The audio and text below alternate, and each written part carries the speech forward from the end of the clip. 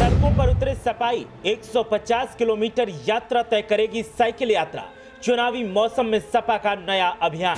प्रशासन की मनमानी, सरकार की खामी उजागर करेगी साइकिल यात्रा। सपाइयों का हल्ला बोल कर रहा बीजेपी पर चोट। संसद से सड़क तक सपा करेगी सत्ताधारियों से मुकाबला। अभियान ने बीजेपी की खटिया खड़ी और बिस्तरा कर दिया गोल। सपा की साइकिल यात्रा से हो रहा एक पंथ दो काज, बीजेपी का बिगड़ रहा ये देखकर मिजाज। भले ही आम चुनाव दूर हों और निकाय चुनाव का ऐलान न हुआ हो, लेकिन समाजवादी पार्टी बाजी को अपने नाम कर लेने के लिए अभी से पसीना बहा रही है। सपा बीजेपी की चालबाजियों को बेहतरी से जान चुकी है और इसीलिए सपा का हल्ला बोल जारी है।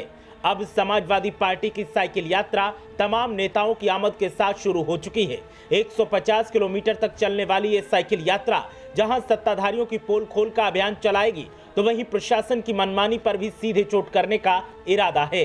सपा की साइकिल यात्रा को हरी झंडी दिखाकर जब रवाना किया गया तो मौके पर मौजूद नेताओं ने साफ कहा कि अब ना तो आवाम की अनदेखी को बर्दाश्त किया जाएगा और ना ही सपाइयों को प्रताड़ित करने का प्लान सफल होने दिया जाएगा।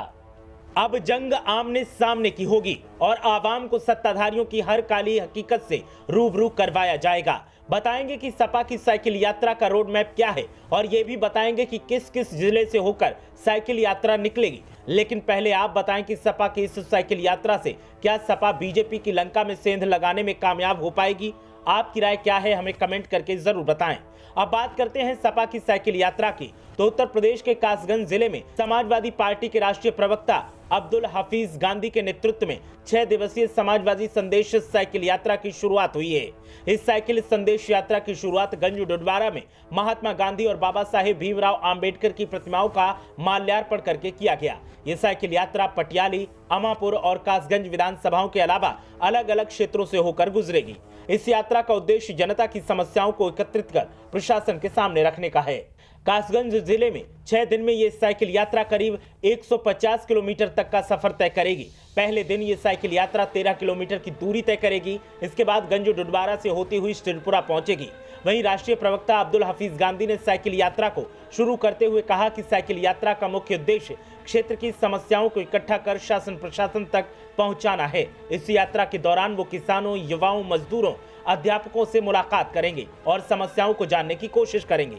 अब्दुल हफीज गांधी ने यह भी बताया कि इस यात्रा के माध्यम से प्रदेश और देश में चल रहे ज्वलंत मुद्दों को भी जनता के सामने रखा जाएगा। प्रदेश और केंद्र में बीजेपी की सरकारों की विफलताओं को भी जनता के बीच रखने का काम किया जाएगा। सपा नेताओं का दावा है कि यात्रा का असर अभी से दिखना शुरू हो गया है। सपा की यात्रा शुरू हुई और बीजेपी वाले फील्डिंग भी करने लगे हैं कि कहीं उनकी छवि न खराब हो जाए। तरह से उत्तर प्रदेश के हालात दिख रहे हैं, ये आने वाले वक्त में बद से बदतर होने वाले हैं।